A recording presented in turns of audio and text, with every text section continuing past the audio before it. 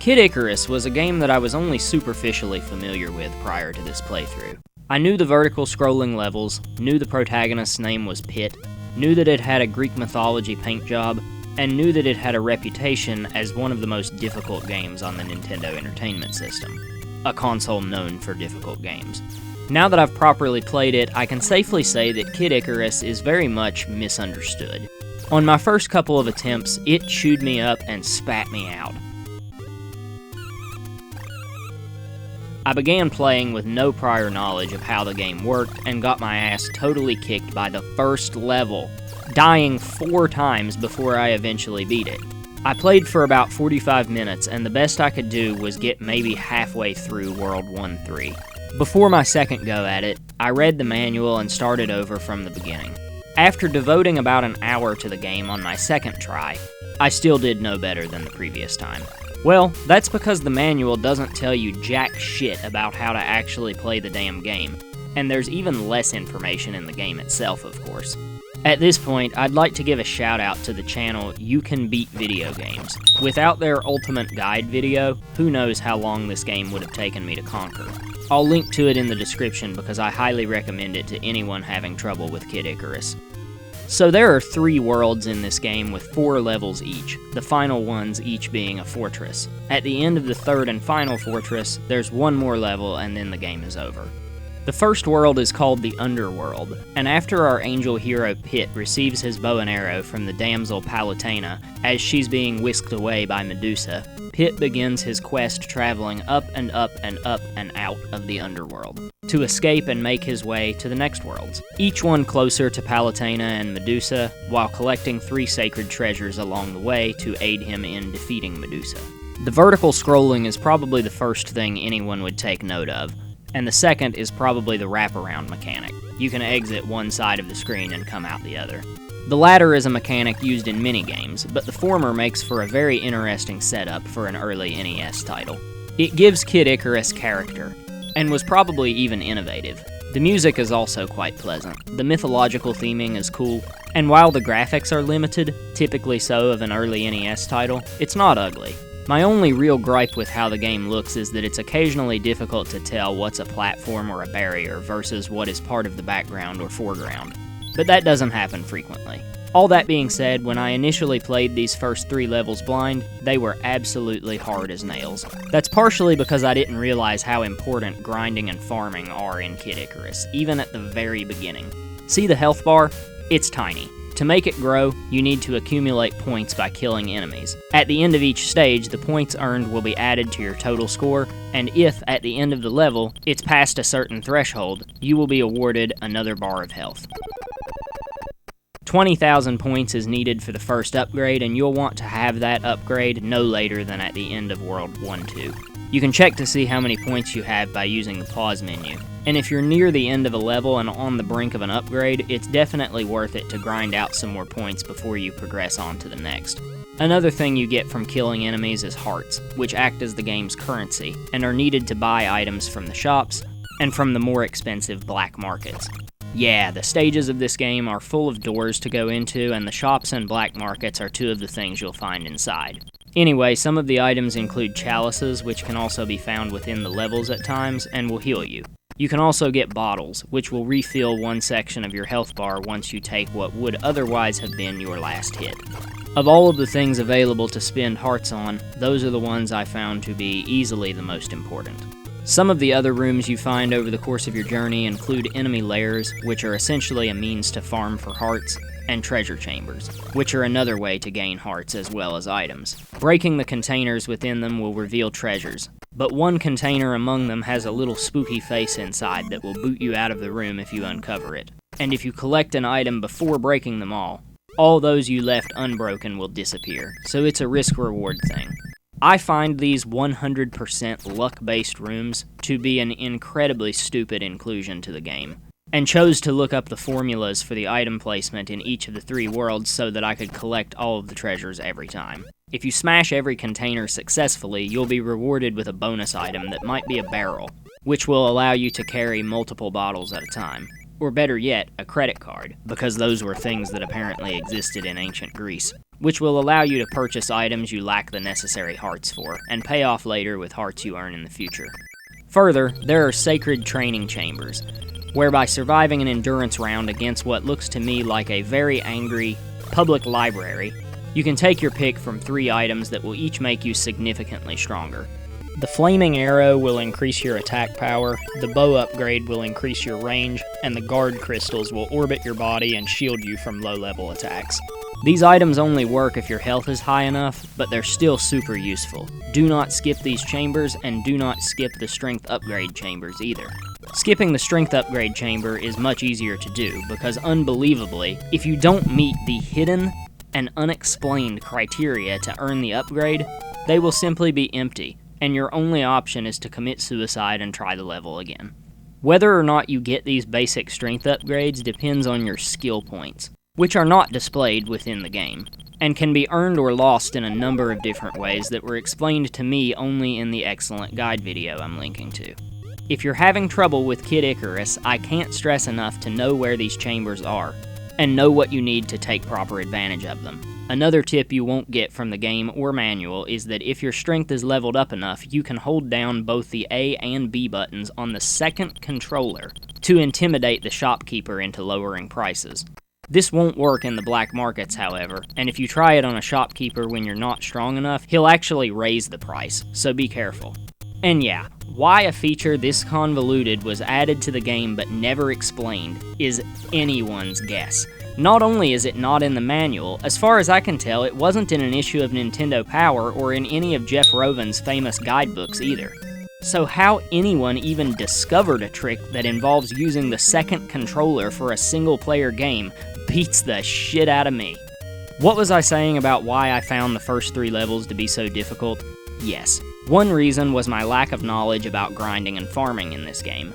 But the other reason is because the Psychopath developers deliberately designed it to be very difficult at the beginning, and get easier as you go along, in a pants-on-head insane reversal of traditional video game logic. The justification revolves around the story, in which Pit begins as a lowly and weak prisoner of the underworld, and as he battles his way upward and out, he not only gets stronger, but his distance from the oppressive underworld grows, and the new environments he finds himself in are less dark and less scary.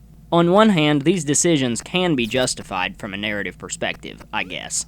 On the other, to design a video game that starts out punishingly difficult and then becomes easier is absolute lunacy. There is nothing even resembling a tutorial in this game like the famous first stage of Super Mario Bros. You're thrown to the proverbial wolves, as if you really are a lowly and weak prisoner of captors beyond your power levels. The first few stages of Kid Icarus are like stages you'd find in the back half of a normal NES game. It certainly makes for being unique and memorable, if nothing else. You're weak enough at the beginning of the game that the Grim Reapers take 10 whole hits to kill, and if they see you, they'll summon an army of Reapettes to ground your ass permanently. In the beginning, you need to either avoid the Reapers entirely by sneaking past them, or be prepared to get good, brah. There's some tough platforming very early on as well. Hell, they even throw ice physics at you as early as level 2. Don't expect Pit to maneuver as well as Mario, but he's not nearly as stiff as, say, Simon Belmont. Despite having wings, if Pit falls below where the screen ends, it's instant death. Unless you're equipped with a feather. Yeah, this is another item you can buy from stores or earn in the treasure chambers. It'll save you temporarily, but it's kinda clumsy. Given the nature of the item, I'm always thrust into using it when I don't expect it, so there was a time or two that it didn't actually help me much. But your mileage may vary. This could have just been a me problem. The enemies in the early stages that I hate the most are the ones that come out of the ground. They can lead to some cheap deaths. All in all, though, these early levels are fair. Very tough, but fair, and quite forgiving. There are unlimited continues, and your progress is saved at the beginning of each stage. So you'll always be respawned with the same amount of hearts, weapons, items, and stats that you had when you first entered the level. Anything gained is reset, of course, but anything lost is reset as well. After 3 vertical scrolling levels, then comes the first fortress. The fortresses are mazes much like the dungeons in The Legend of Zelda, with a key difference being that the map you get in Kid Icarus sucks comparatively. My advice? Explore the fortress blind for a bit and have fun, then look up a real map online to find out how to get to the boss most efficiently. That's what I did. If you're more old school and don't want to, I definitely recommend at least breaking out a notepad and pen and drawing your own map as you go along, though. You will find many dead ends as you wander around, depending on which door you enter a room from, and the paths will become more complex in later, more difficult fortresses. You'll want to know where the shops are, which unlike in the main levels, can be entered again and again and will refresh with different items, where the boss is if you don't beat it on your first try, and where the hospitals are for any time you're cursed by the eggplant wizards. Yes, you heard me correctly. Eggplant wizards. They are possibly the single most annoying enemy I've ever encountered in any game ever. They're effectively a one-hit kill, but even more of a bitch because it creates a chore for you. Either kill yourself, which can sometimes take a while if you've really built up your health bar through enough upgrades, or find a hospital, which can be quite out of the way, depending on which fortress you're in and what path you're taking. In your eggplant state of being, you can't do anything but walk and jump. So yeah, you have to do something. I'd honestly prefer an enemy that just caused a one-hit death. It took me forever to get the hang of dealing with these guys. Dependent upon their placement, sometimes it's more practical to fight them, other times it's more practical to just run past them. You just have to figure out which is which. In the first fortress, midway through the path, you're faced with 4 of them in a row, and it's infuriating to get got by the last one. Going through my footage, editing out pauses, and making timestamps actually made me angry all over again. For one room later on, I found it necessary to just take damage intentionally and use post-hit invincibility as a means to not get eggplanted while I was getting through the room. I probably had the least amount of fun during parts with the eggplant wizards, because I often found myself going overly cautious, and bailing the room intentionally over and over again, to re-enter in hopes of getting the most favorable conditions in terms of their placement and the arc of their curses.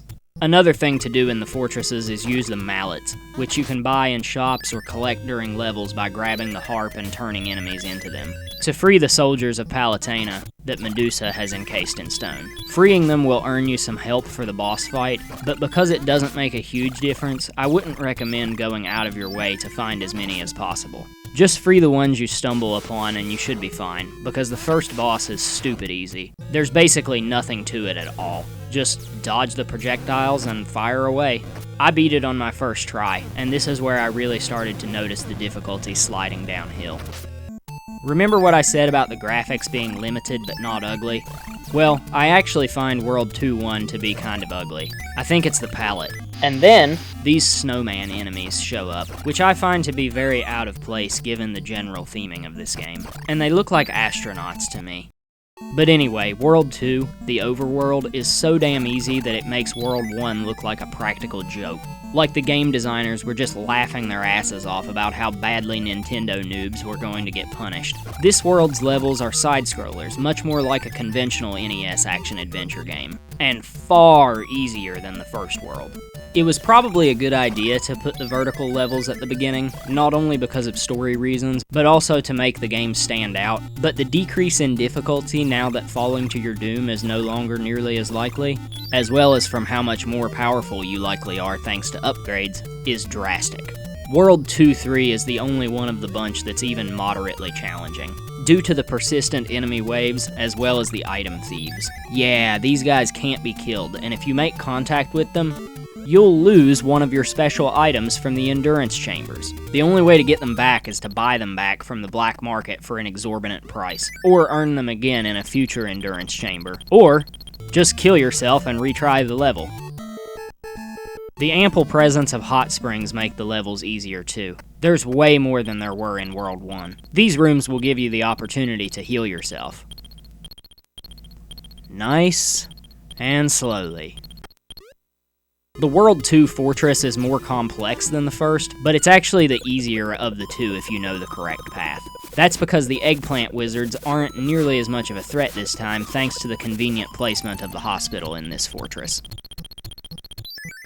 The second boss is definitely tougher than the first because it has 200 health points instead of 100, because it's placed in an environment that's much more dangerous due to the lava, and because the help from the soldiers can actually be kinda distracting. I wouldn't say not to free these guys, but maybe hang back, focus on dodging the dragon, and let them all get taken out before you really get into fighting mode yourself. This boss took me 2 tries. I went out the first time with only 1 point left on the dragon's health bar.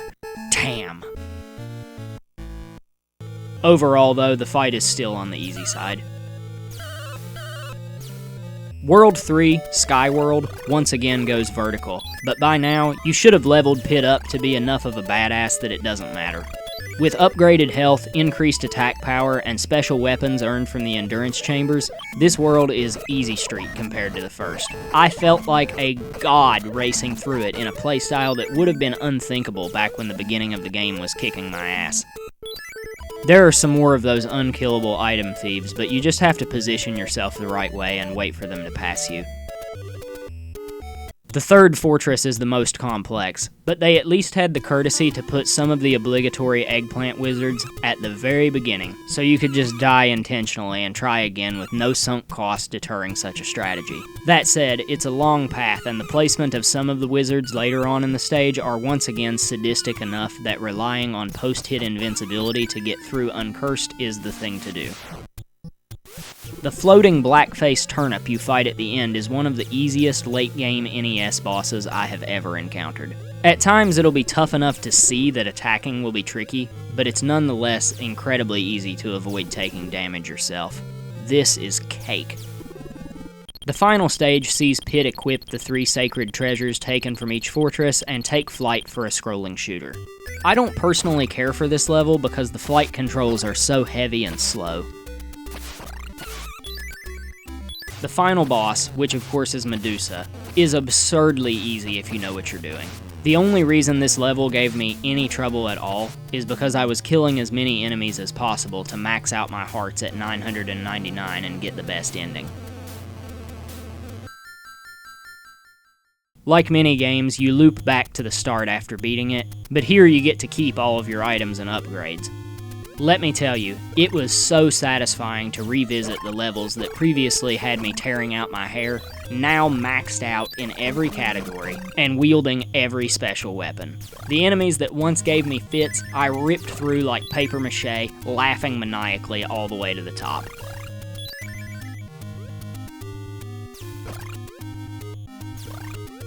So yeah, this is a misunderstood game. It's pretty fun, controls and performs well, and has lots of character, so you should check it out regardless. But its reputation for extreme difficulty seems to come from the combination of ignorance regarding the grinding and farming necessary from the very start, the bizarre inverse difficulty scaling, those damn eggplant wizards, which thankfully aren't present in the lion's share of the game, and the lack of any sort of hand-holding or tutorial in the beginning. Don't be scared away. It's a game worth giving a good, solid try. I hope you enjoyed the video, and if so, consider giving a thumbs up, leaving a comment, subscribing, and ringing the bell. This has been a Leaky Faucet Review. Bye-bye!